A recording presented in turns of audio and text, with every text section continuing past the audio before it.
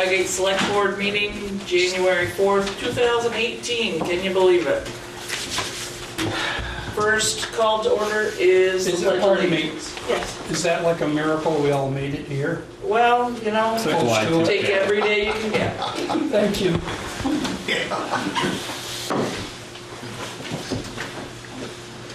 I pledge allegiance to the flag of the United States of America and to the republic for which it stands, one nation, under God, indivisible, with liberty and justice for all. Thank you all for coming out on a nice and snowy night. We'll start with public comments. If there's anything that would like to be discussed that is not already on the agenda.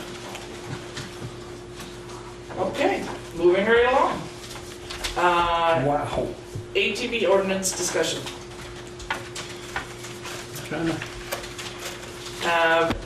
Has everyone had a chance to look at the ordinance that was presented?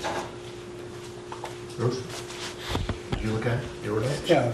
Okay. Well, it's in Dropbox, right? Yes. Yeah. Yep. Do we have any discussion? Do these folks all have had a chance to review it? No, they have not. This is all Can we- just basics. Can we kind of highlight it for A them? few extra Certainly. copies. You have 3, can you share? Let's do it real quick. Yes. Let's brief it down briefly. So basically, it's to put in some type of ordinance for the ATV use in our town. Ordinances in place so that we can do some enforcement and get a better handle on what's going on.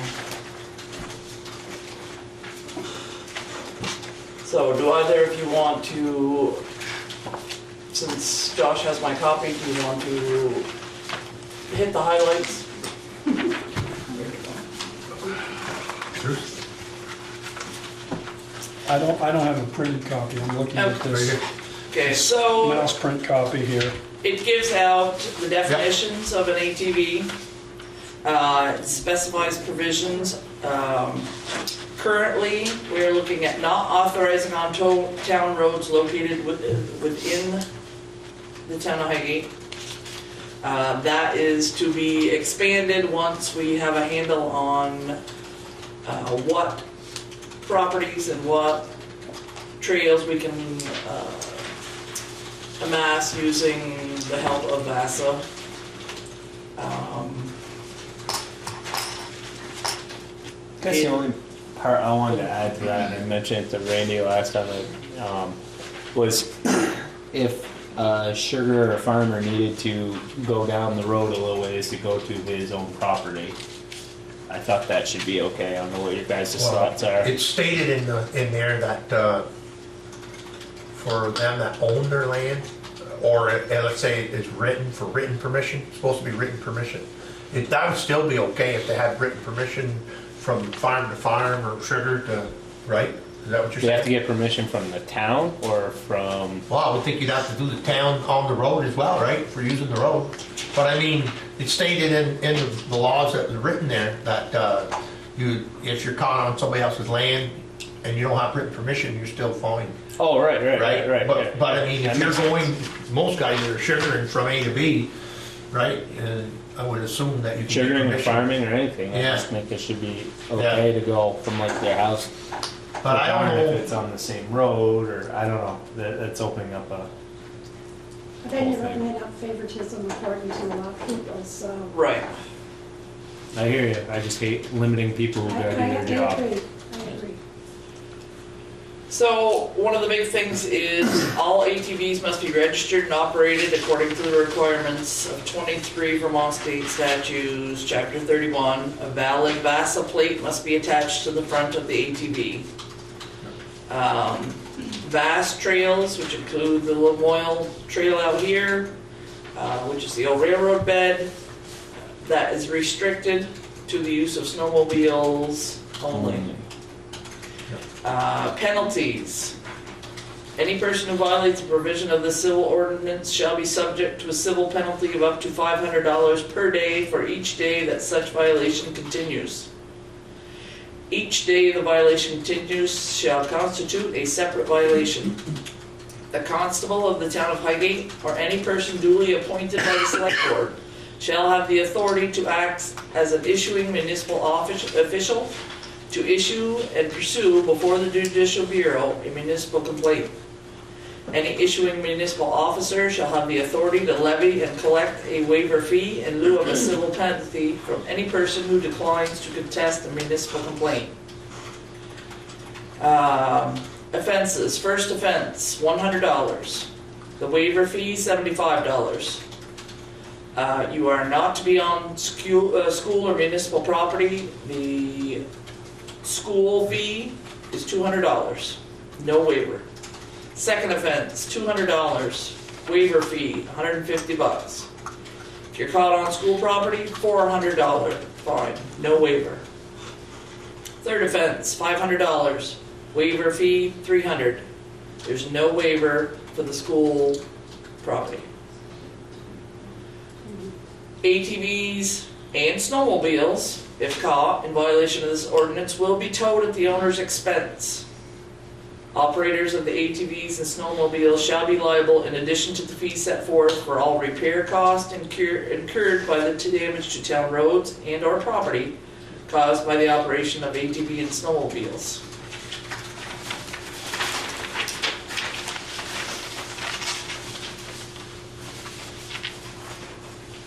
You have the right to appeal.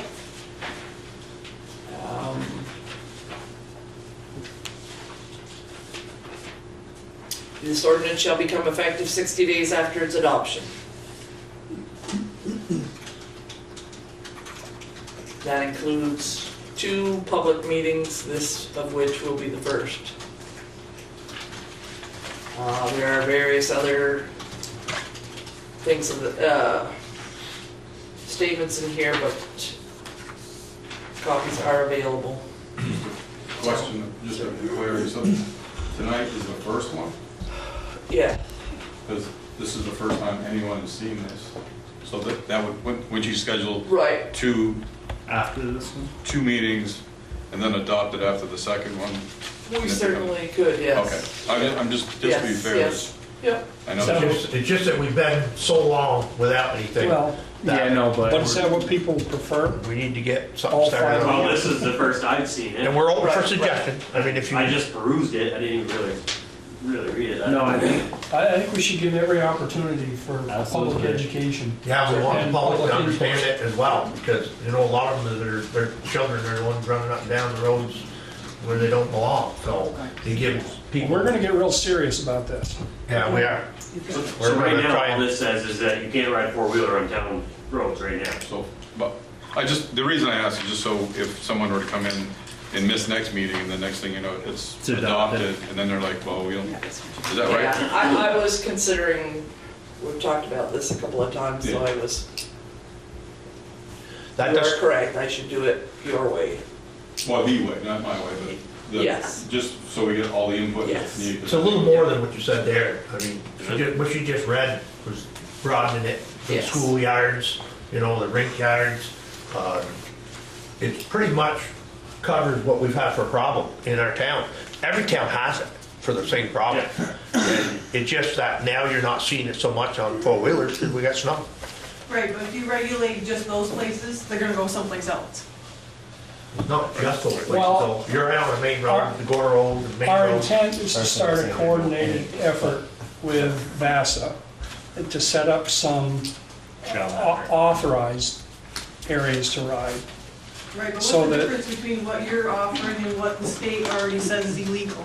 Because it's illegal right now, so if you make an Yes. ordinance, what's really the difference? It's still gonna be. We're gonna cover it, Because they're we're gonna gonna get a fine. enforce it.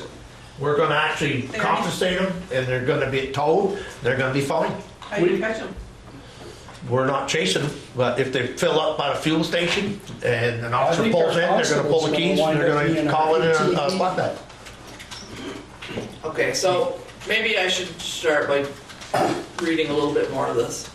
So no public or private landowner shall be liable for any property damage or personal injury sustained to any person operating or riding as a passenger on an ATV.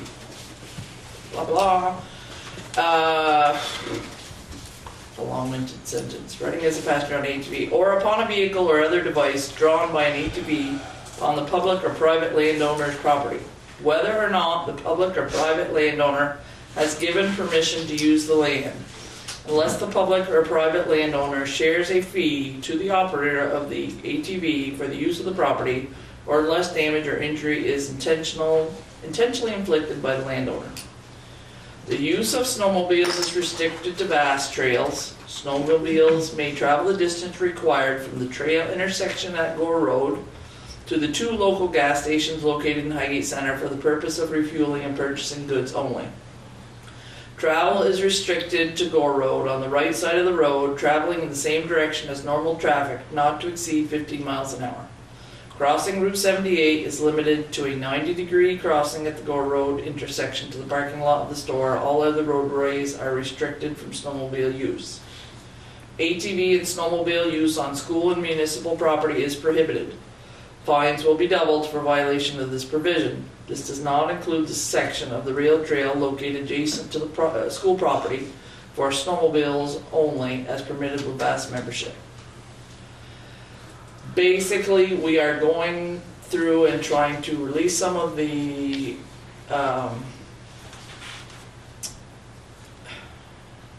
trying to enforce the laws that already exist by the state, trying to show what we're expecting from our riders, and trying to show what will happen if we enforce this regulations, and giving us something to go after our sheriff's department, our state police, and those that we pay for our protection, to give them some bite, basically.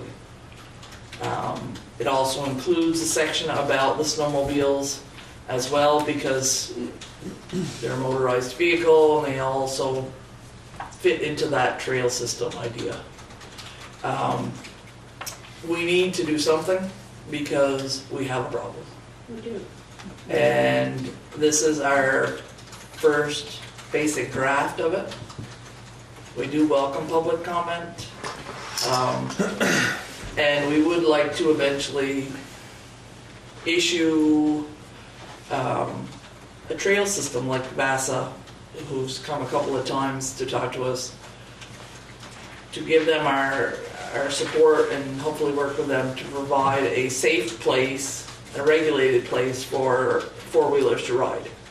We're not saying we don't want you to own them, we just want you to be respectful to the landowners, to the traffic, to the people that you ride by.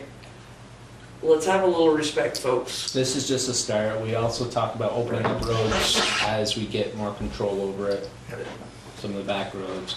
But I still think for people who require going down the road a little ways for either for work, for farming, or checking your corn or something or whatever, we need to adopt that. I had a couple of people actually talking about that, saying I own 4 or 5 different spots. I have to check pump stations down 3 miles of road.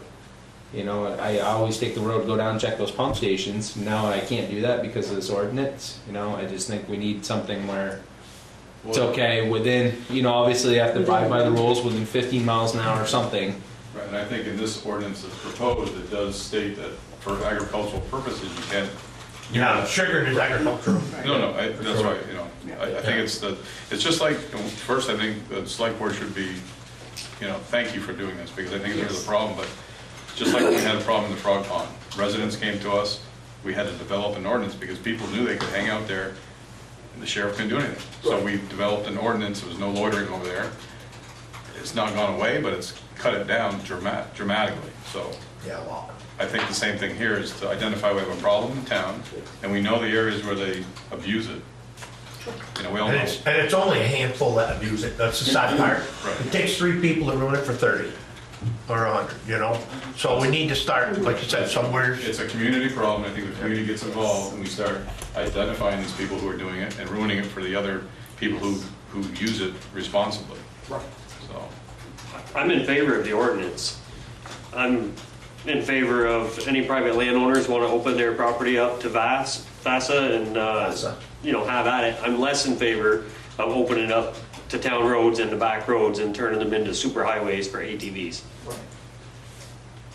Secondary roads Yeah. is what we're probably talking, more dirt roads and stuff where people use from farm to Well, farm if, or like whatever. if it makes sense for the trail network of Vasa, you know what I mean? Yeah. If it says, okay, this landowner and this landowner, and it's a half-mile road to connect the trail to make a loop, I mean, hate to not open that up so Yeah, they that's- can have access to more trails, you know?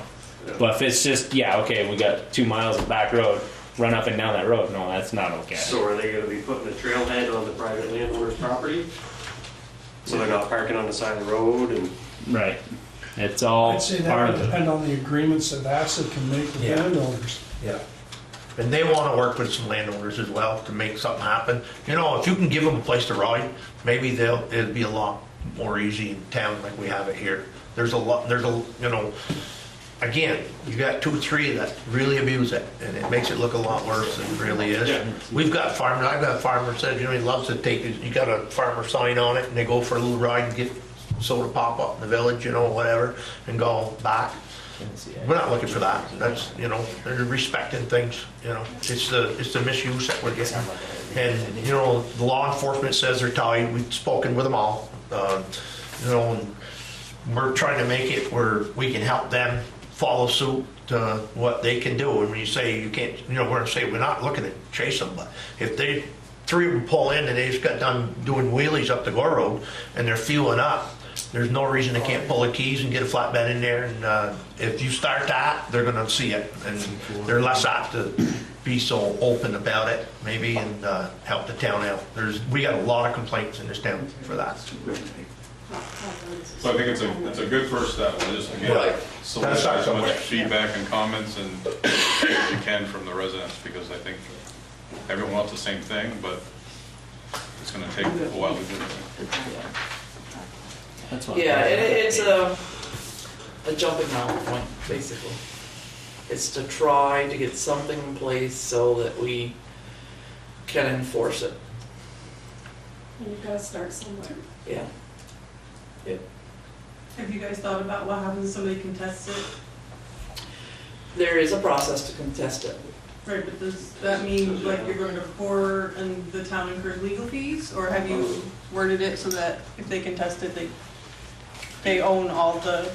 Before it's adopted, Yep. people have the input, so they can certainly contest this in the next 2 open meetings about it. No, I mean. No, she's talking about if they get a fine. Oh, the The fines. fines Yeah, itself. if they get the fine. Right, 'cause a lot of people like, you put that they have the right to Yes. contest it. So does that mean you guys go to court and somebody from the town represents them in court?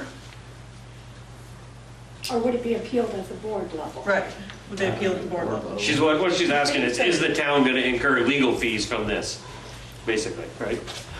Sort I of. think that'd Or depend if it's on like how a far board. somebody pushed it. Right. I think the structure that they picked is what we have similar to dog tickets. The town, this gives the municipal official, constable, or any appointed official to issue those judicial tickets, and if, it's all collected through the judicial bureau.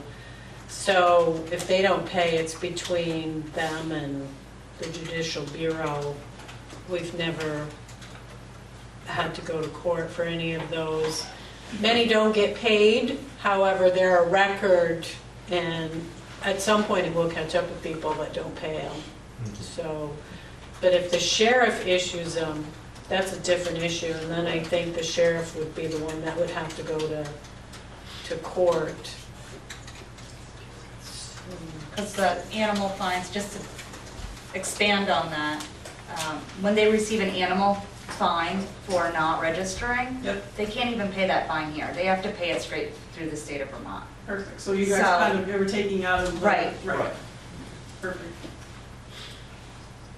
So do we need to take any action to consider this introductory meeting for a preliminary draft and then have 2 more hearings If following it, or the just? board is happy with this draft, we can put that forward and have 2 public open meetings for additional comment, just like we did for the town plan. And I was kind of hoping our St. Albans Messenger reporter would have been here, could have taken a copy of She this. had intention, she contacted us to check if the meeting Well, was it's still a on. lousy night to go Roads are anywhere. bad, I suspect you would have had more people here. so that's what we are, I like that procedure. yeah. Yeah. So people will have 2 more meetings Yeah. to come, speak, give us your input, say yay or nay. And at the end of that will be 60 days, and we will adopt or not adopt, or change or modify at that time.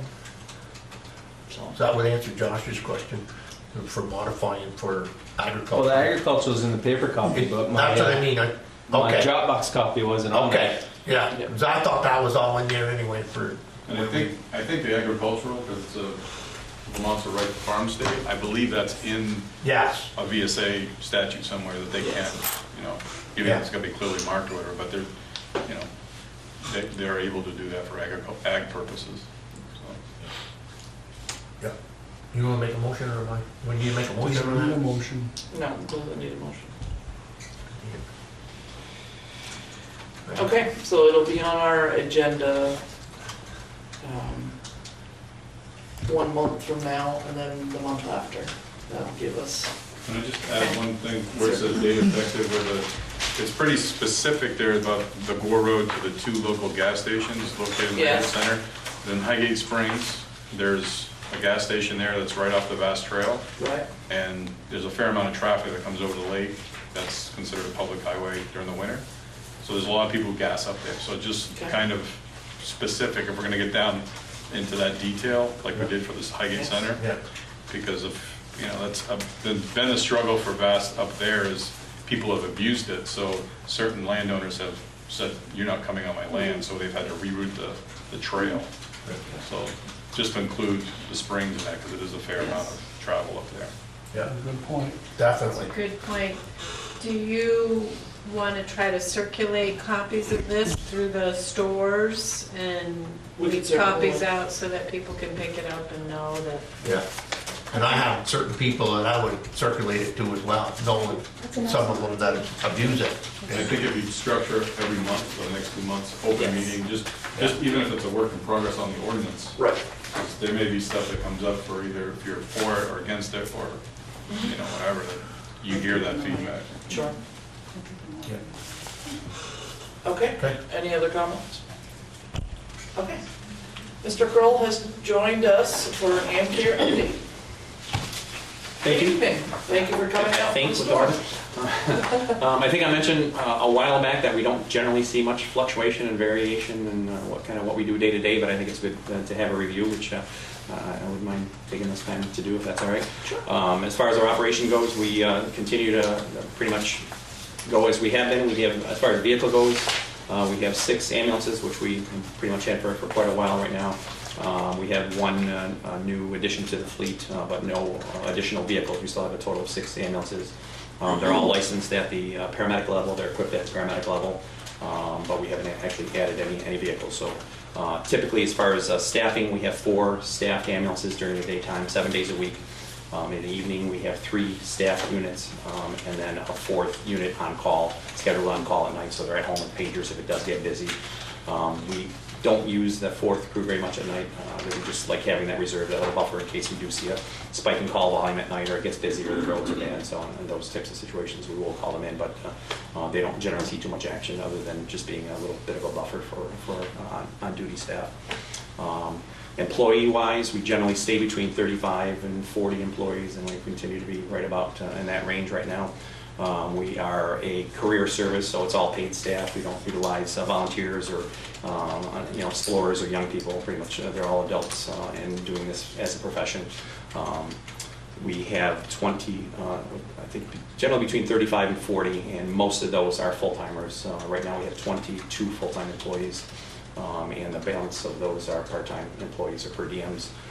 This time of year, holidays, we tend to see sort of an influx of people coming home to the nest after college and spring break and that type of stuff. So we do see more part-timers availability now, so we see more bodies that we haven't seen in a couple of months, which is nice. So people eager to fill shifts.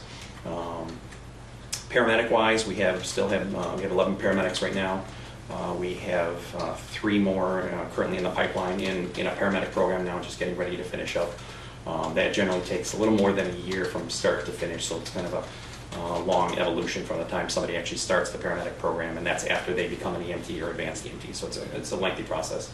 But we're looking forward to hopefully 3 more people coming on board to work as paramedics in the next few months. They're finishing up their clinical time in hospitals and ICUs and on paramedic ambulances throughout the state. It's not just getting their training done.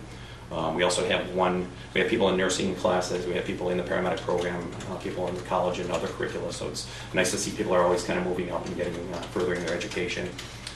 We also have one now former crew member who just finished medical school, and he's entering his surgical residencies, and it's pretty exciting to see somebody moving up and really going that far up on their medical training, and to think that EMS or medical training at this level might have had some influence or had some small part in that is pretty neat to think about that. So we're pretty proud of him for doing that. Call-wise, we came into this anticipating doing about a call every other day, every 2 days, and again we stayed right in that range, around 200 calls for the year. So again, nothing unexpected. We do have more no transport situations, which are lumped into that call number as well, but we don't differentiate those.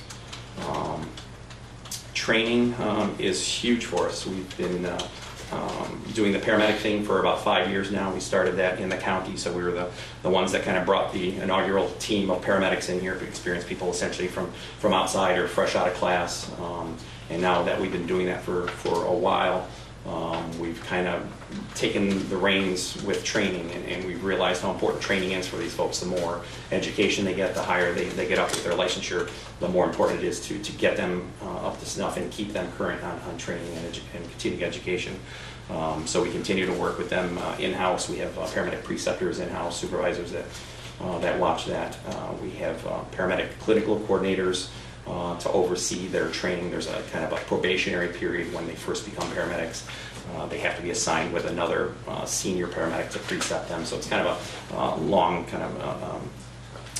evolved process. But it's to make sure that everybody has the skills and honestly the confidence to do the job. Once you're out there kind of on yourself on a night like this, it can be pretty intimidating. So we want to make sure that people have the skills in the background to be able to do that.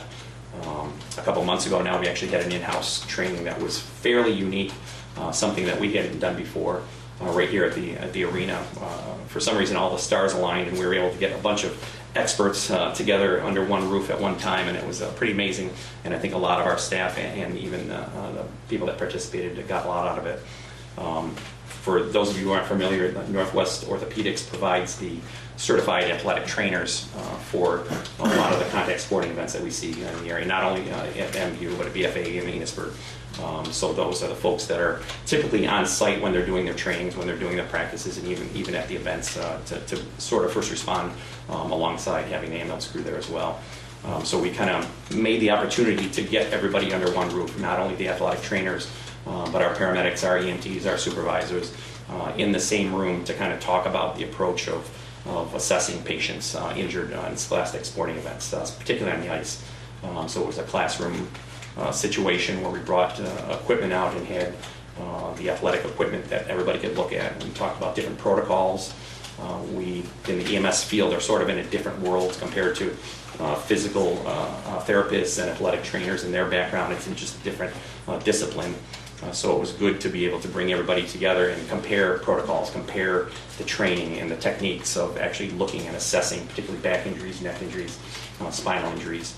And our protocols have changed from the EMS side pretty radically in recent years. So you don't see as many cervical collars as we used to, the neck collars.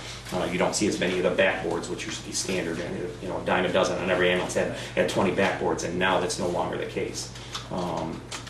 This kind of we're going more in the evidence-based science of EMS, where prior to the year probably 2010, it was all just you did it because they said so, and everybody thought it was a good idea. And now you're finding research that's saying that putting people on these boards isn't often helping them, and sometimes it's actually doing harm. So on top of using pain medication like the paramedics do for pain control for these situations, they're finding that we're using less of the backboard side of things and more of the assessment things.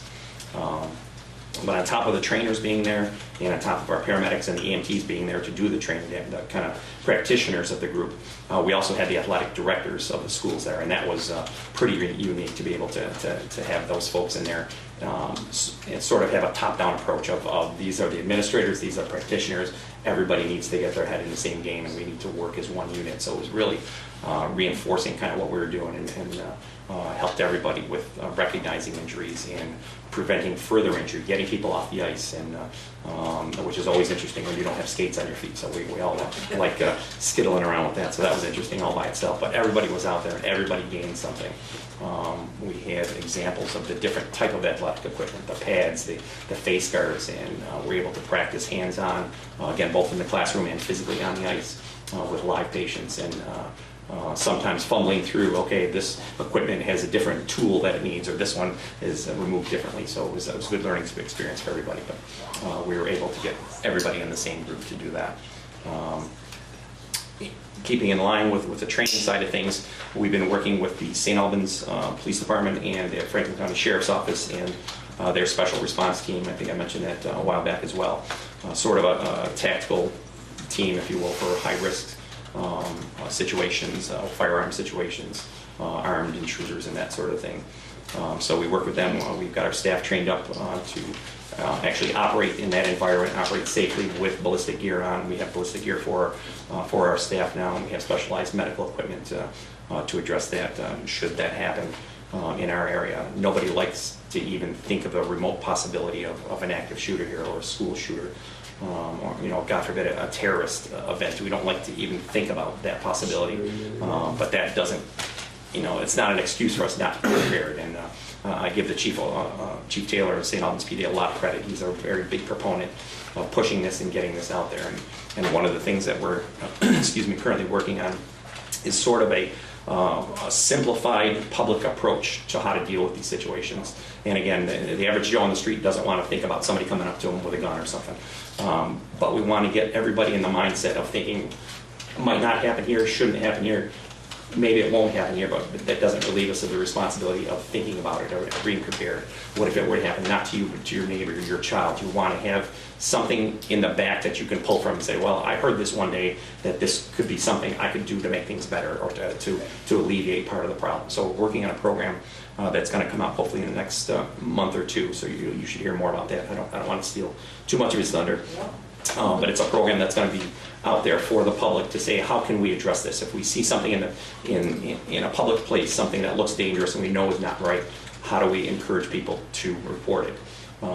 If we're in a situation like that and we find ourselves in a situation, a dangerous situation with a shooter or something like that, the philosophy prior to this had been this kind of sort of the elementary school lockdown theory, and they're finding now, again, with all the evidence and all the incidents that they've had, that that's not always the best case. That just simply locking yourself in the room, sometimes setting yourself up for even more of a disaster. So we're looking at other options in terms of the run, hide, fight philosophy. And also another Homeland Security program that's out there is the Stop the Bleed program, which that's going to be our section of it. And that's essentially telling people that, okay, maybe you can't control getting in one of these situations. Maybe you don't have as much control over avoiding getting hurt. But if somebody's hurt, and maybe even if it's not an active shooter, maybe just somebody gets hurt and has a devastating injury, you can help. And there are ways that you can help, not only by use of tourniquets or by use of very specific dressings or whatever, but just by using your head and using simple things that are around you. So we're pretty excited about the program. And again, I give the Chief Taylor a lot of credit for doing this. He's been really pushing hard, and he pretty much grabbed me by the scruff of the neck at a meeting and say, how would you like to help me with this? And I had no good reason to not say yes. So that's going to be coming up shortly. And now that we're working on this. People are essentially coming out of the woodwork. The hospital's getting involved, Homeland Security's getting involved, the Sheriff's Department. So we're seeing all these players now saying, of course it makes sense. Why would you not do that? So that's kind of been taking up some of our time lately with training and getting the format of this program together. So that's pretty much all. I don't have much more to report as far as anything exciting or interesting happening. I certainly would entertain any questions. I don't know if the board is all going to look at this, but this shows some of the programs that AmCare has done some training with, and it's a pretty impressive list of different programs. And it's There's one right there, Sharon. oh, I don't know if anybody's looked at it, but it's okay. Well, So speaking of ATVs, you just did a nighttime ATV accident training in Sheldon. Yes. And we try to mix it up. I mean, it's easy to sit in a classroom and everybody, there's all sorts of resources available online, and we try to encourage that. And people's kind of self-learning.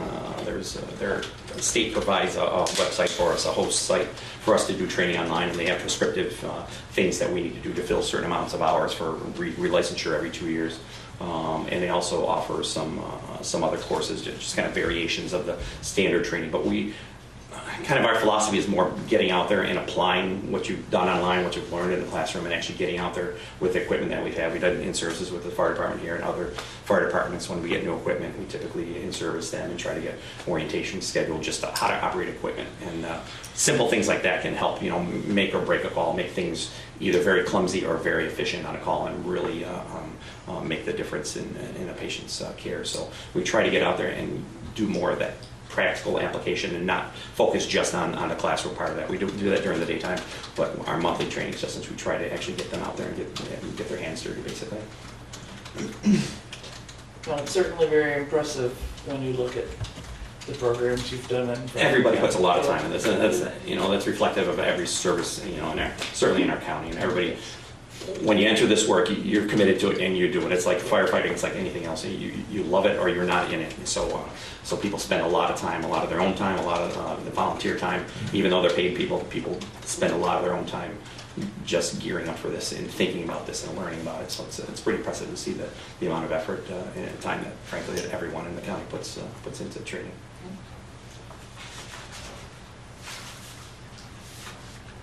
Are there any questions from the public for Mr. Yes, Grohl? I have 2 questions. Number one, we had an instance with one of our hockey players.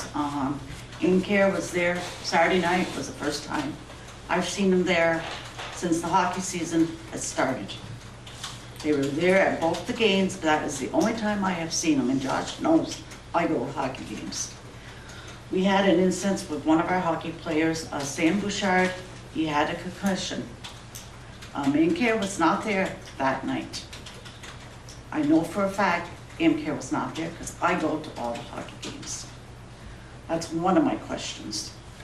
A while back, you said you could be anywhere in Highgate within 10 to 11 minutes. I'm not sure that I said that. Well, I've got the proof right at the house. I've got it written down. That's what you told. And this is what I have been concerned with from the time since day one for almost 2 years. I had an instance when I was at the hockey game Friday night. I came home and my daughter was not home. She called 911. It took 15 minutes to get to my house. 15 minutes is a lot different than 5 minutes with Mrs. Coy. You're talking 10 minutes difference. That's a big difference.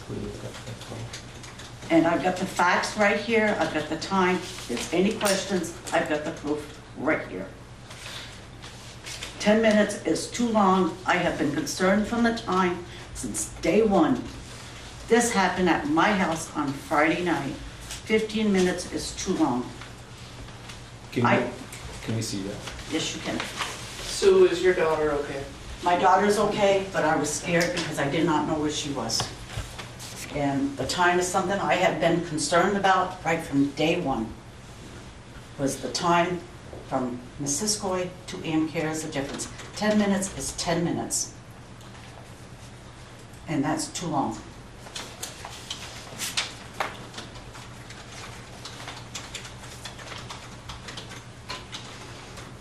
And this is something I have complained about right from day one, was the time. I'm concerned about the time. I will be concerned about the time.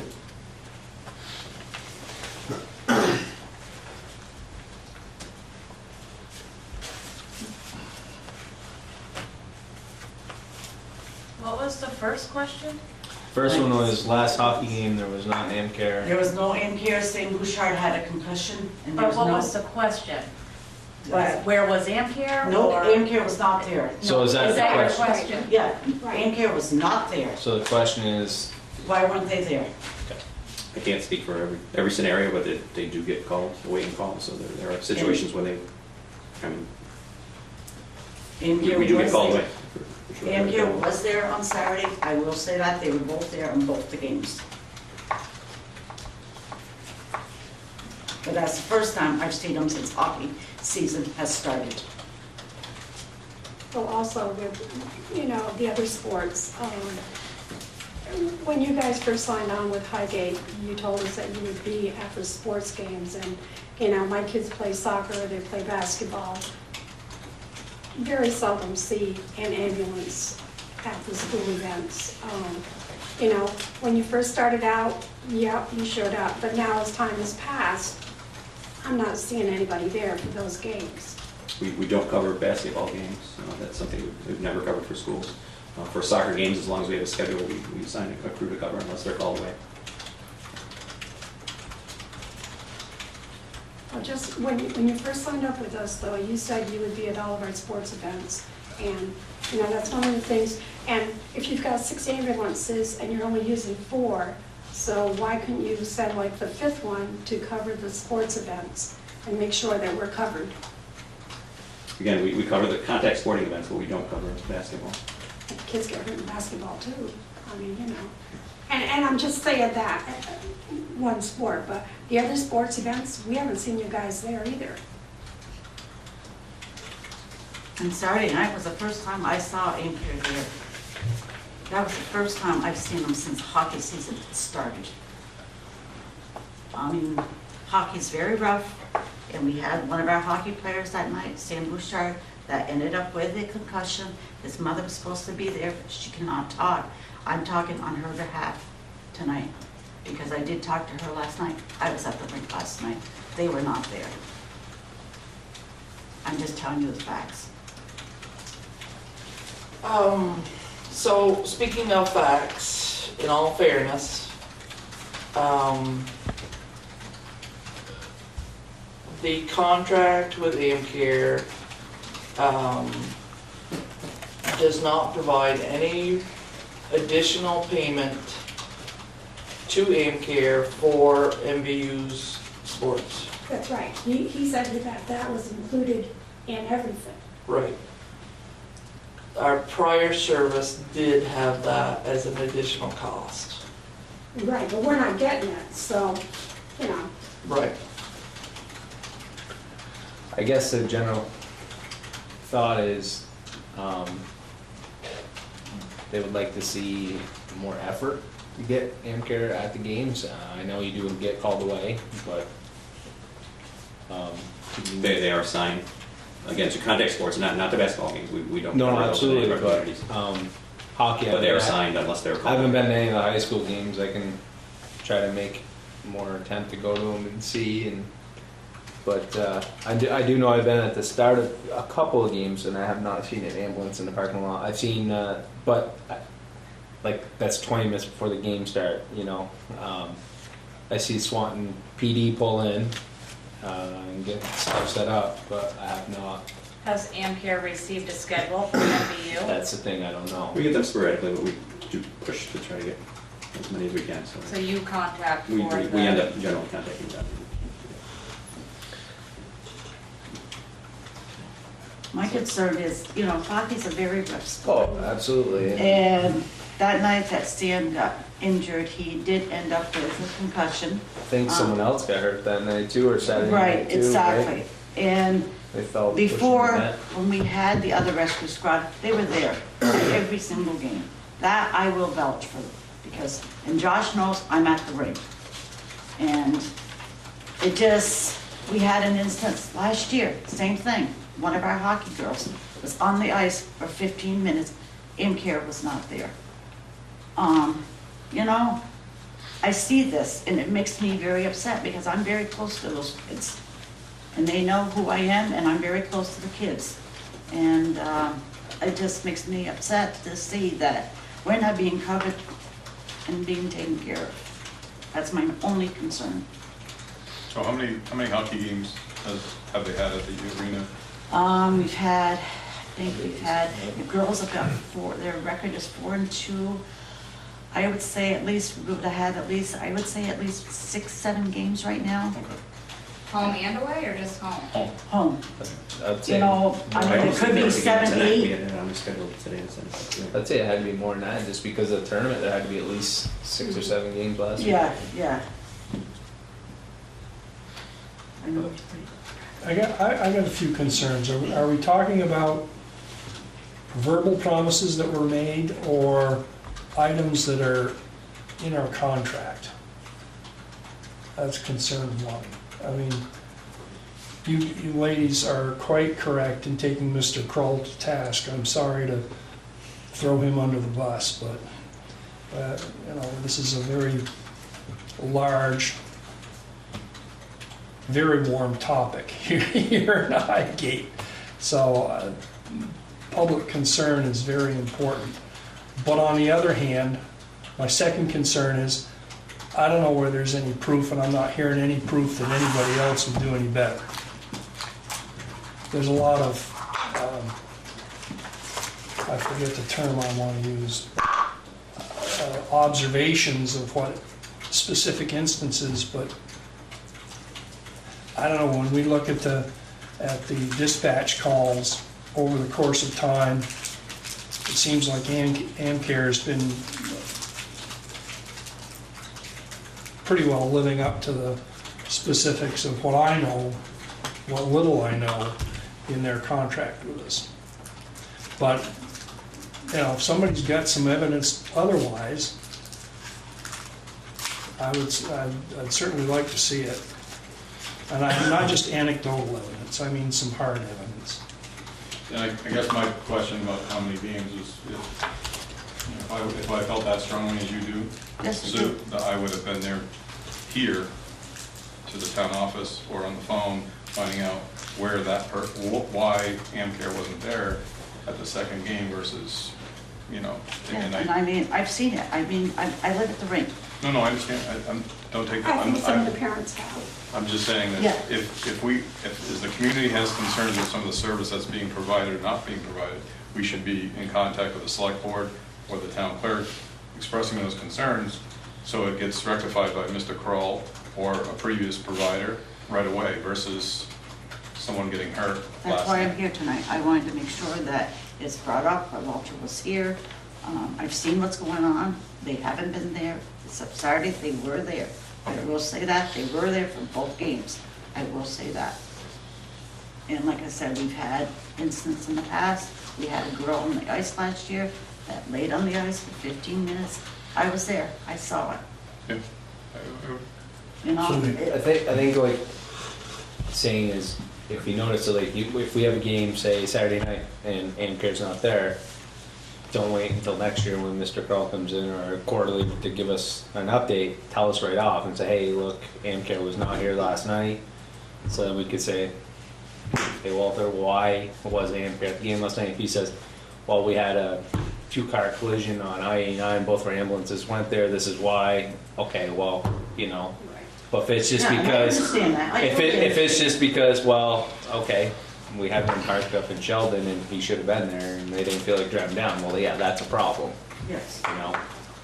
But if we can hit him with exact date and time, and then he could look at his logs and say, okay, why didn't I have an ambulance? And then he can provide us with facts and data. That way we could say, okay, this is why Amcare was unable to attend the game last night. Right then and there, instead of saying, why Amcare? Why haven't you been at all of our hockey games this year? Well, when were they? there might have been 3, 4 last week, or, you know, more specific times and dates, and Yeah, because I know next Wednesday there's a girls' hockey. I'm pretty sure there's a girls' hockey next Wednesday. I'm almost positive of that. right, but, you know, tell, But again, the flip side of that is, Walter did say, the citizens shouldn't have to, you know, police the ambulance I as agree. far as attending the games. I agree, and Walter did say he would have, and he said it tonight, he would have an ambulance at our contact sports. Hockey, soccer, basketball not so much, but hockey, soccer, I'm sure football. Yep, false correct. I don't think he's going to our golf So matches. once we get the schedule, it is on, we have 3 places that it's posted, and so it's on the board, it's on our crew schedule, and the crews know about it when they go out for their shift, so there are 3 places. So if they're not there, it's probably for a reason, probably because they got called away. Steve, speak up, quick. Yeah. Go ahead, And sorry. Also note this for you, you don't have to wait for our meetings, you know all of us. Oh, I know all You're of you. welcome even to stop Oh, yeah, in I my know all shop, you talk, guys. and tell me your concerns. Don't wait for a select board meeting. Because if it's that important to you, come see It is us. important. I Come, would- no, but listen to, Okay. don't have to wait for 2 weeks to go by. Stop, definitely stop, tell us, and then we can address the concern, you know what I mean? Not wait 2 weeks and, you know, be upset for 2 weeks. There's no need in that. No, I just want, But I mean, you know all of us here pretty much, and I Yeah. know there's a couple of us here that are pretty close, we live right in the area, so if you have a concern, come see No, us. my main And concern we can, is- no, but we can address it quicker for you, you know? And because my main we're more than concern happy is to just do I don't that. want to see any kids get Yeah, hurt. and we know or that. Somebody gets hurt. Yeah, and we're concerned too. And that's my main concern. And another one is the time. I've been concerned with the time and I will be concerned. I'm What? still worried about I the think time. overall response times are, What influence do we have at the high school? Any or zero? Zero. We have no. Does Mr. Kroll have a schedule of all the events at our facility?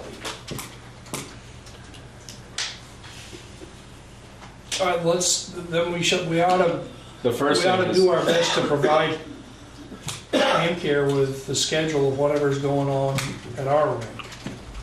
John Lumsden is the John athletic usually gets director us at. copies, and if he doesn't, we usually find them online, so sometimes there's a Right. gap in there. So right now you do have our Online, schedule. so- Why should we, we ought to provide them to him instead of, And he does try, Expecting people I'm looking sure for like it. anyone else, he is busy, sure. and then, you know, okay, just ask to please prioritize covering Highgate arena events in some way, shape, or fashion. I don't know if you need an ambulance in that particular parking lot, but if one is, If there's a game, that's the assignment, like I said, unless they get called away, if it's busy on tonight, if there's a game, I can assure you that they will be called away, so. could be parked at the Frog Pond. I'm sorry? They could be parked at the Frog Pond. I mean, that's close enough to being at the rink, you know?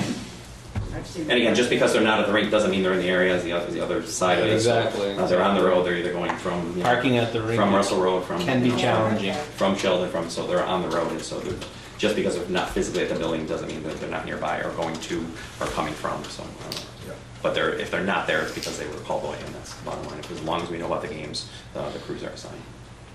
But we do have a duty to act, so if there is a call, we are legally responsible to respond. Oh, We can't absolutely. not respond. So just a question, as a board, the board is satisfied with the current response times that you've been provided for the past year or so? The information that we are getting from Central Dispatch shows AmCare as extremely favorable times. We have had some complaints of longer times. Some of them have been unjustified. They don't quite match. And I understand it's a very volatile time, and sometimes what seems like a half hour is 10 minutes. But when you're in that need of an ambulance, 10 minutes seems like forever. Okay, wait a minute, clarify unjustified. Are you saying AmCare is unjustified, or the people's reaction is unjustified? You lost me on that. No, we've had some complaints of times, but when you look at the dispatch record, they didn't match. Okay, the They didn't- people's they didn't- recollection yes, didn't match yes. with the, okay. Yes, which I understand, it's a stressful time and people are freaked out. understandable. Now, on a separate note, AmCare's contract is automatically renewable unless we give them a 6-month notice. Is that correct? That is correct, the way it's written in their contract. Do we have a plan at any point in time to bring this before the people for a vote? If you give me a second, I will just, does anyone else have any other questions about for AmCare? More a statement than a question is I'm impressed with, one, the staff of AmCare when they're obviously in a tough situation, okay? They're replacing a previous vendor who's very close to the community, and I think they both have done an amazing job for what they do for the town.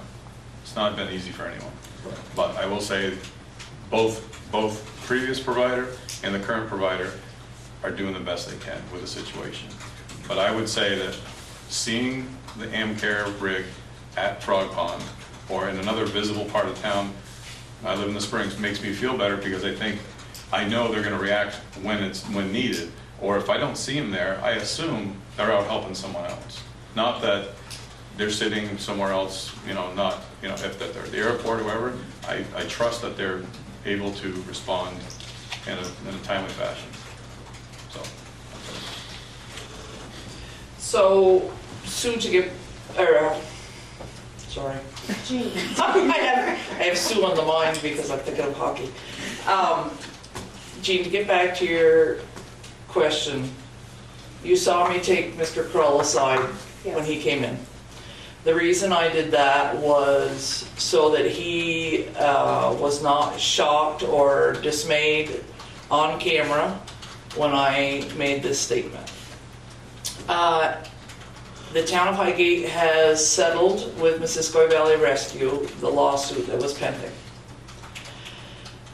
The basics or bones of this agreement, which was a mediated agreement in order to delay some of the expense of legally continuing this battle. So to speak to your legal fees, yes, we're very cognizant of what we pay for legal fees. As part of the agreement, the biggest piece was there was a dispute over monies. The town believed, and we had in our records that MBR owed us money. They said that we owed them money. We thought they owed us more money than we owed them. So we did not pay the remainder of their contract price based on the dispatching fee discrepancy. It was found that there was a mistake by a previous treasurer over a check that was not properly recorded. So we actually, as the town of Highgate, did owe Missisquoi Valley Rescue $21,000, which we immediately, once we went through a week's worth of back paperwork and consultations with MBR and checks and everything and mediation and legal rigmarole. Once we found out we actually did owe MBR, that was immediately a concession. I mean, we owe it, our bad. The way the system was set up was completely screwy, and no auditor in the world would or should ever go for that system again, and it will never happen again. We agreed to pay interest on that amount, which was $2,500. We also agreed, as part of the legal mediation, to pay $5,000 in attorney's fees for Missisquoi Valley Rescue and their attorneys. The other large part of this, that was pretty straightforward. We knew that we owed the money. We knew that we owed them interest for it. The legal fees was less than what they asked for, but was agreeable to both parties. The other thing that they asked, and was part of the agreement, was that, and I'll read it, the town, through the select board, agrees to place in the articles on town meeting day, March 6th, 2018, the following advisory question. Shall the town contract with Missisquoi Valley Rescue for all ambulance services under a contract identical to the one to be circulated at town meeting day, with such services beginning on July 1st, 2019? So not the coming year, Right. but the year after, when AmCare's contract would be up for renewal. So I wanted Mr. Kroll to hear that from me personally before, which is why I took it aside, so that unfortunately sometimes when you're on camera, you're a little more self-conscious than one would want. So we did do the courtesy of telling him that, which is why he was going to do that. So that is binding. Josh and I had already told the public that we would allow the public to vote on the rescue service already. So for us, it was not a large concession, but it was something that the way the process was done, most or many people had a problem with the way it was done, and we did not want to do that again. So this is binding for us. Should the voters vote to have Missisquoi Valley Rescue at this town meeting, if they vote in favor of Missisquoi Valley Rescue, the select board has agreed to be bound by the court of law to accept the voters' decision. And it says here in part of this agreement, if the advisory question is approved by the voters on town meeting day, the town agrees it shall comply with the will of the voters and enter into the attached contract with the plaintiff. All of this information will be available. I've asked Mr. Kroll if he would come back in February and give a presentation, as well as I will contact Mr. Stell from Missisquoi Valley Rescue and offer the same agreement. Each party will be allowed to make their case before the public. People can come and ask questions. People can have their voice. This was a long and arduous process, a very expensive process for the town. We have about $12,000 in legal fees for the town. And of course we will be short this year in our income of $28,500 based on having to pay the settlement. So that will also come up at town meeting, I'm sure. But the reason you're being told today is because yesterday it became released by the court and finalized. So we could not speak of this prior to this because of the court order. So after this, will we put the ambulatory service out to bid like we do our other contracts? Yes, Okay. yes. If the voters decide that they do not want to lock themselves into a contract with Missisquoi Rescue at this time, because it'll be a year previous to the contract ending. If they decide not to do that, the following year, we will be sending a letter to Mr. Kroll for the not automatic renewal, and he and any other service.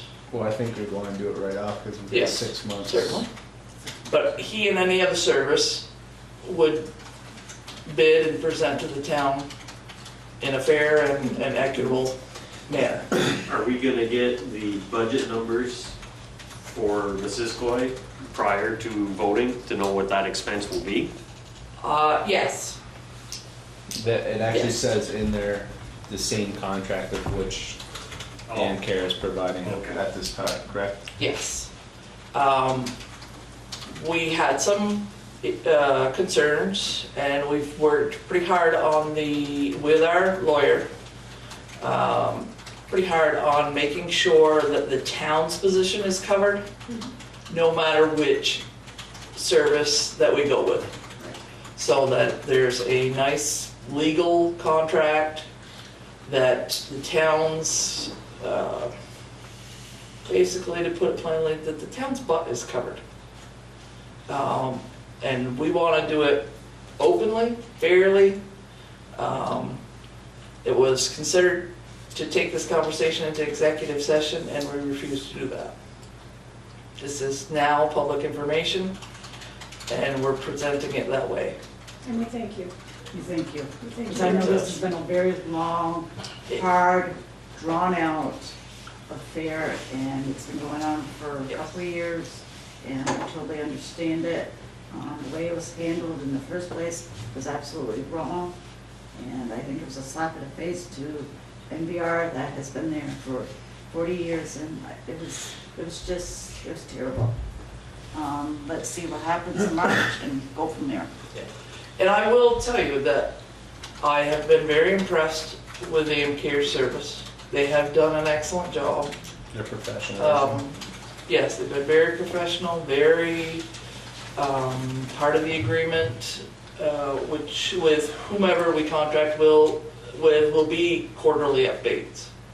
And the idea that you become more involved in our community so that we have a better idea of what's going on. We won't have a mess like we had 2 years ago. Right, like Mr. Kroll comes, whatever we call, which ACES, thank you very much. It's very much appreciated.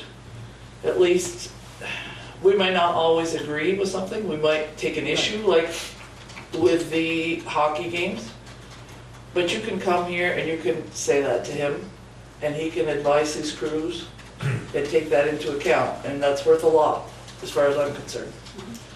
I mean, look at the training packet, Yeah. you know, on ice training, ATV training. I mean, it's just, there's a lot of things that they're doing to ensure our safety. Yes. And I agree with Mr. Kroll that all of these people who make this commitment do it, you know, because this is their life, this is their livelihood, this is their commitment. And thank God for all of them. No matter which ambulance service they work for, no matter what time of day we call, they come. And for that, we are extremely grateful to your staff, to all the staffs of all our first responders, our fire departments, our ambulance services. We are much better off with them. So this is in no way a judgment against AmCare. No. It's just, for us, this was the best use of the town's assets to remove them from a lawsuit. It's making the best lemonade you could. Absolutely. You know, was it great? Was it good? Was it? No, but this is the best we could do. So this is what we've gotten you. This is what we fought for. And So can I ask what happened to the dispatch money did it get lost? I mean, does anybody know what happened to it? it looks like there was a $24,000 check that did not get recorded. Pardon me. Mrs. Skoy had a copy of that check. We did not. But it did have our stamp and we did cash it. So, where is it? It's into the general fund. Yeah, it was in, Yeah. you know, It was deposited, but that is why we thought they owed us, because it wasn't recorded properly in the system. yeah. Okay. That's what you put in. Yeah, And because, that makes sense. right, and it was a human error. Yeah. It was prior to Shelley's service. Shelley was quite certain she had it all the way Tom told her, and she did. It's just Tom forgot to. That's what we're reading. Yeah, We've seen a yeah. lot of that, Rich, shall we? It's And now we're. We apologize to MVR, that was not our intention to stiff you for money, or anyone for that matter. It was just a error.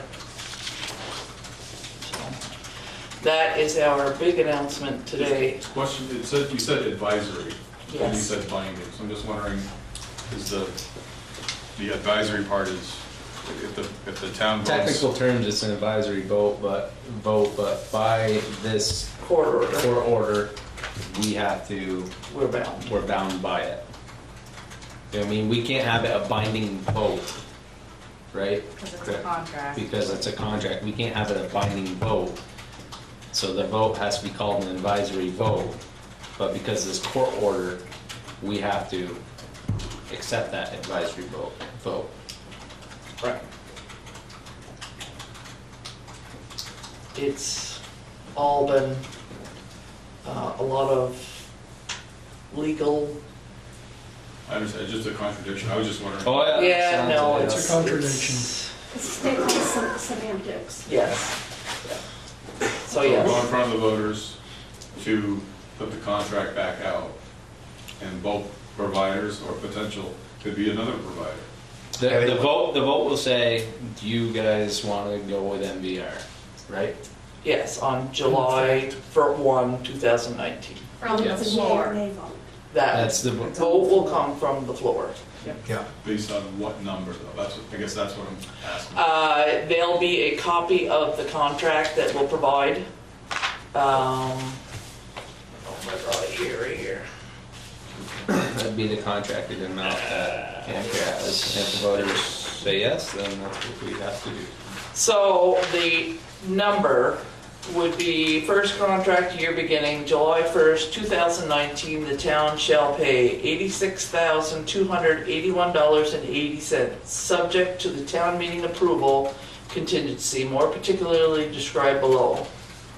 First payment, $7,190.15, no later than July 31st, 2019, and then 11 subsequent payments. So the figure is $86,281.80. Well, that's more than we pay Amcare now. And a far cry Yes. from 100 and something. Like the one before. Interesting. Where are they So- getting the 86?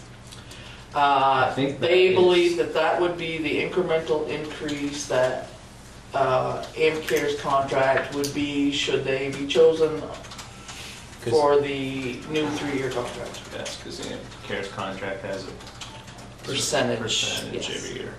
Yes, but that doesn't mean that Mr. Kroll needs to put forth that amount. He could put whatever amount he so deemed, but this is what the contract with NVR. But my take on it too, if the voters say no, then that's a pretty, Well, no, then it would go out to bid, correct? Right.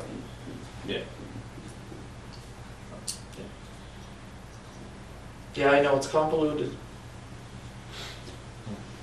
Devil's in the details. Yes, and trust me, every dot and every word has been legally vetted several times.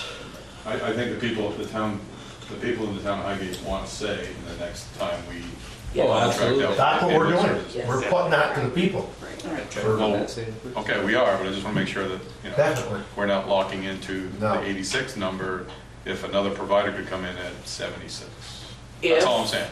if Yeah. That was my question. the voters approve the MVR advisory vote, we are locked into 86,000.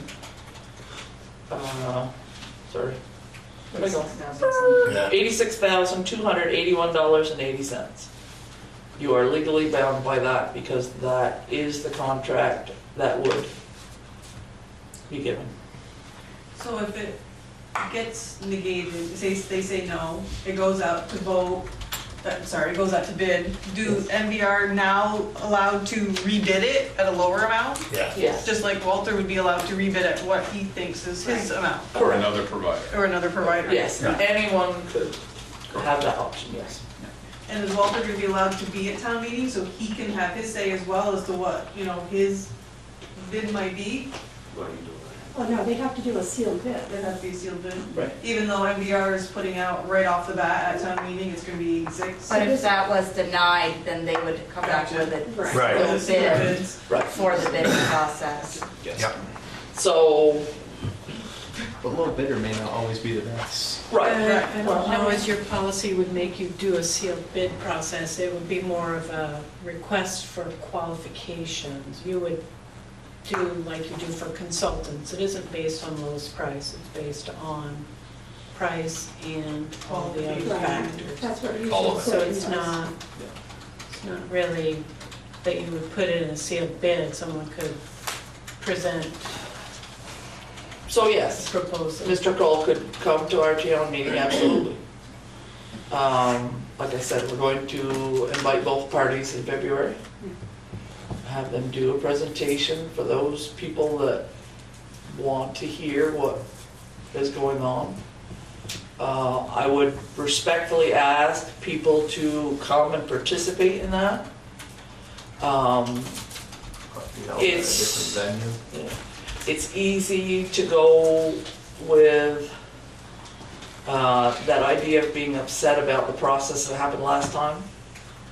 So let's really think about this. Don't always lead with your heart, but get some of your head involved and make sure you give the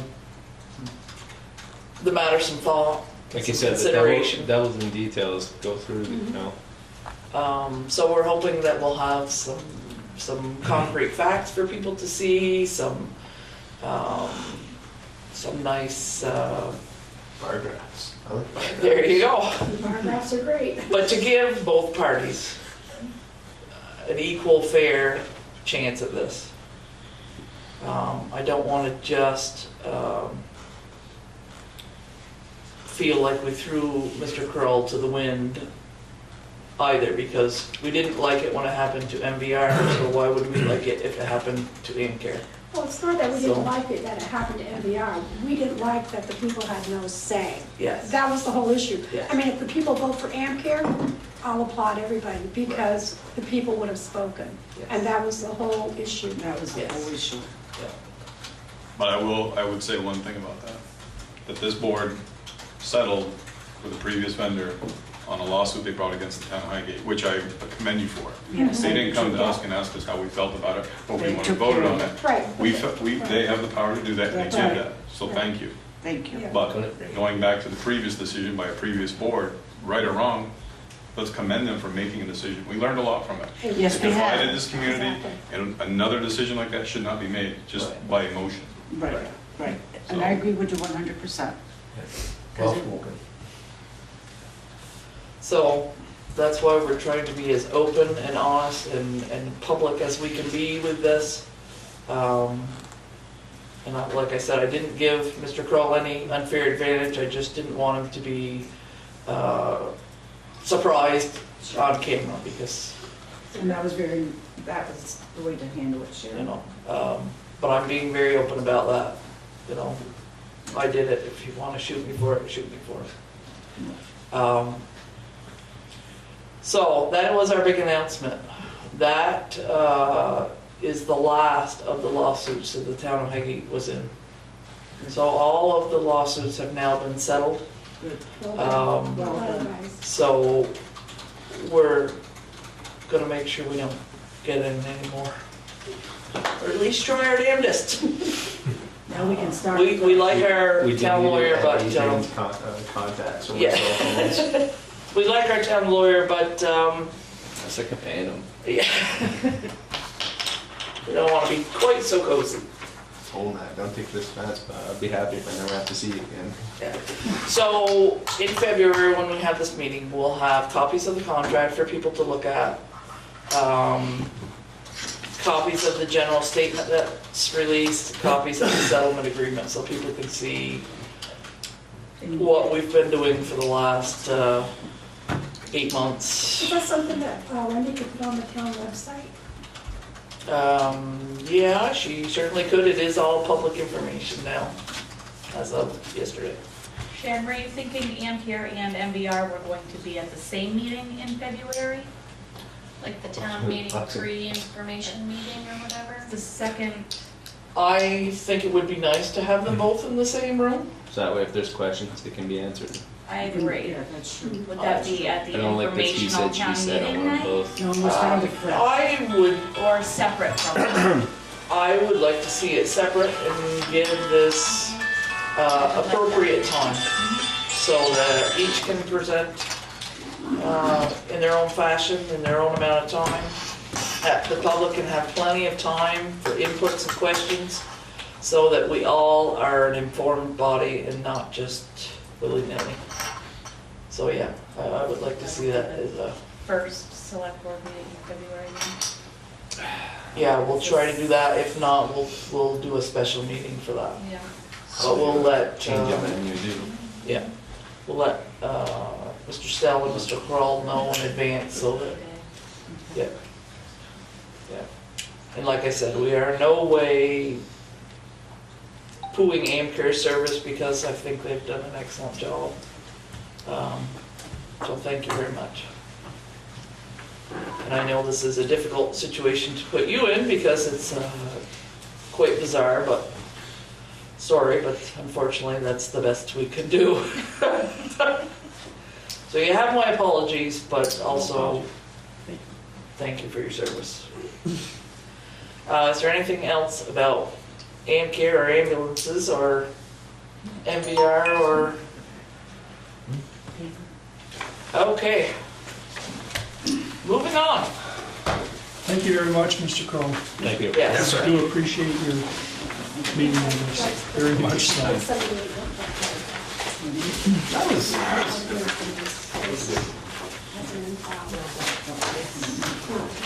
It is now. Shelley. I'm going to first put in front of you the Uh-oh. GIS, which is our mapping, online mapping system, maintenance contract, which is an annual thing. And they just need 3 signatures from the board. Okay. Do we agree to sign the mapping contract? I agree. Yes. Okay, do I have a motion? I'll make that motion to Do I have a sign second? the contract. Okay, all those in favor say aye. Aye.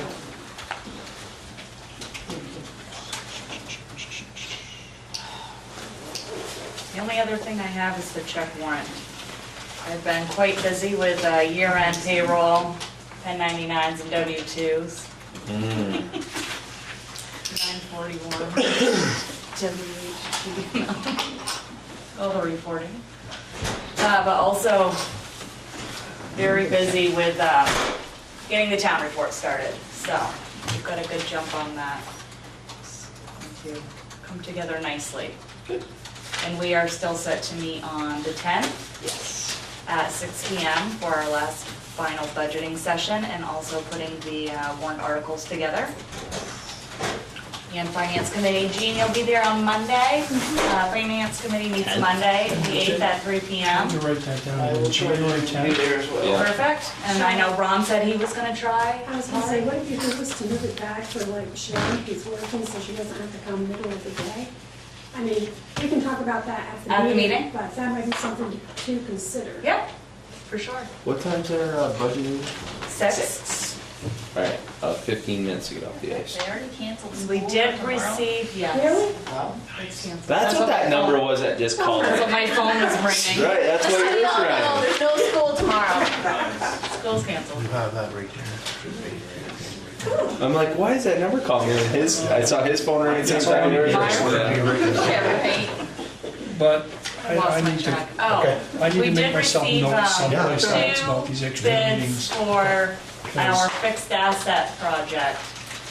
So I'm excited to get I did receive Jean's input, but I'm excited to get everybody else's input at our meeting on Monday and hopefully select someone to do it, because they did come in my opinion, reasonably priced compared to what I was expecting them.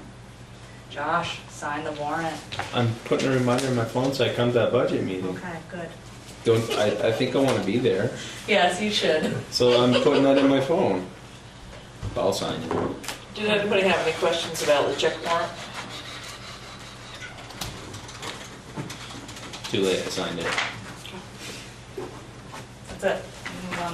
Unless you had anything else for me. I'm good.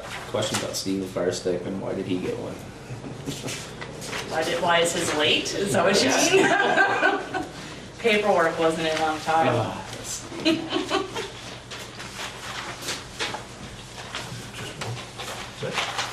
Okay, Wendy. Mine was like the first year. Yes.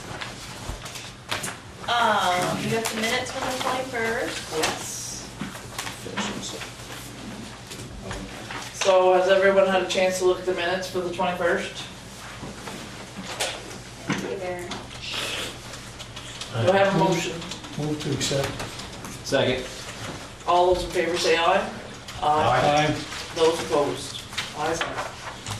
Okay. And town meeting, just a reminder about deadlines, they're coming up.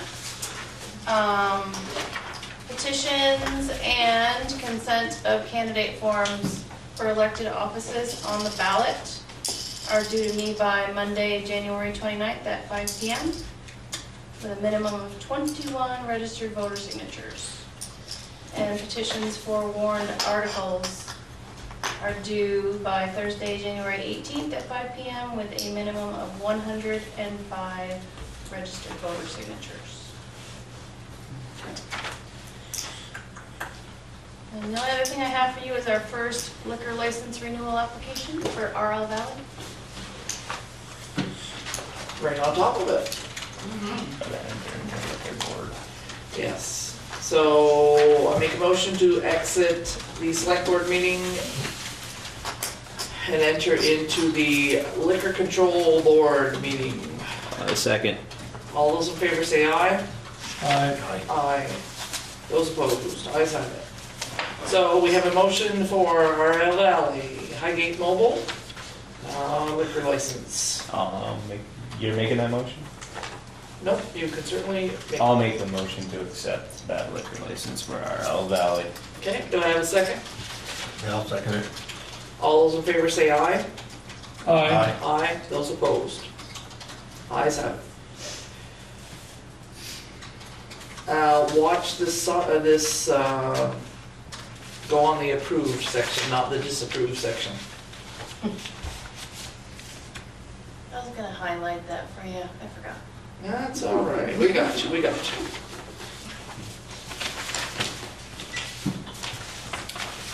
Okay, so I make a motion to exit the liquor control board and enter back into the select board meeting. Second. All those in favor say aye. Aye. Those opposed? That's it for me. And Wendy, we did want to give a shout out to your significant other. Oh, jeez, yeah. Landis Bior was injured severely in a cow accident. Came out And of nowhere. yeah, hopefully is gonna be quite successful on his fourth surgery for his leg, and we wish him and Wendy the very best. And so Wendy has been in and out this week. More out than in. Well, that's all right. She's taking care of her honey, and that's okay. That's right. She got the dog notices out on time. Yeah. Folding them in the hospital room. Yeah. First things first. Thanks, guys. Okay, administrator items.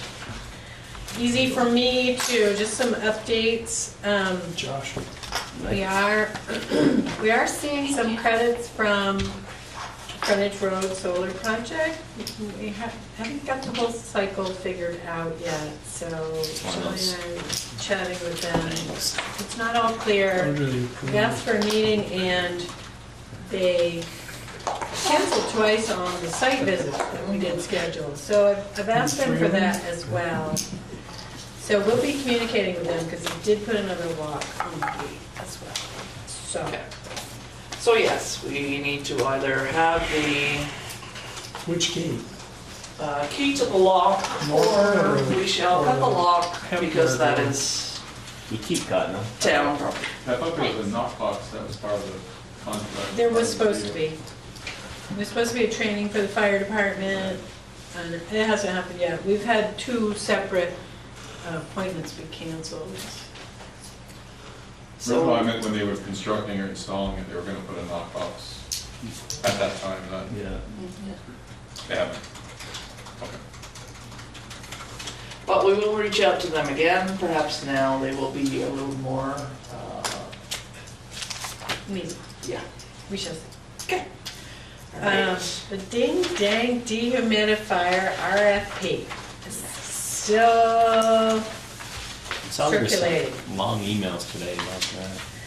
Yeah, long emails because we're trying to nail down a lot of details with the insurance company. And one of the scores that we did make was that we're gonna have their engineer that came to look at it determine replacement. So we'll take that piece off the table. So he's gonna determine that piece and the RFP can just focus on the new system. So I asked them if they can use their expertise to also look at this so that we don't come up short on something and find out later. Agreed.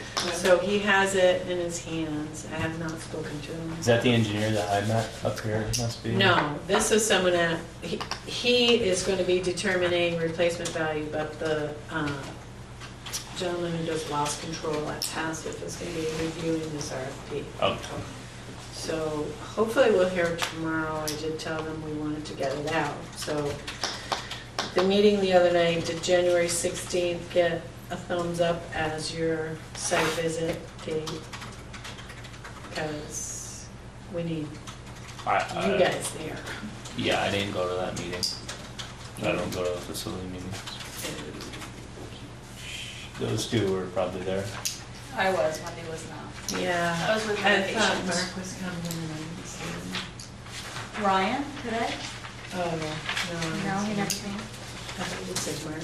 Nope, so we'll Do you know if the hopefully try site to visit clear was it up approved tomorrow. or- Yes, it was, the 16th, they all said yes. It was. Ty, Ryan, and Mark plan to be there. So 16th at 9. Mm-hmm. I should probably go to that. Okay, so that should be released tomorrow or Monday, if I don't connect with him. Tuesday. That's it. I don't have anything else. Hot diggity. Well, just except to mention that one of our fearless leaders was mentioned in the newspaper.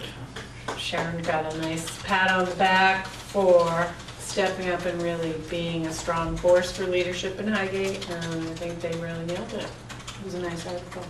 Good. Thank you very much to the St. Albans Messenger, and I don't feel I'm any better than any other former chair or former select board member or current select board member. I think we try to work as a team and do the best we can. For the residents. Yes, for our community and our residents. But thank you very much for the honor. That was very nice. Yep. Select board items. The only thing I have for the select board is to remind you that we have a budget meeting January 10th at 6 p.m. Put it in my phone. Good man. And we need to hammer out those details in the last of, I would also ask you to consider what you would like to put in the select board letter in the town report. I have a brief sketch of what I'm thinking, but I am always open to suggestions. So, that's all I have. Do we have anything that we need to go into executive forum?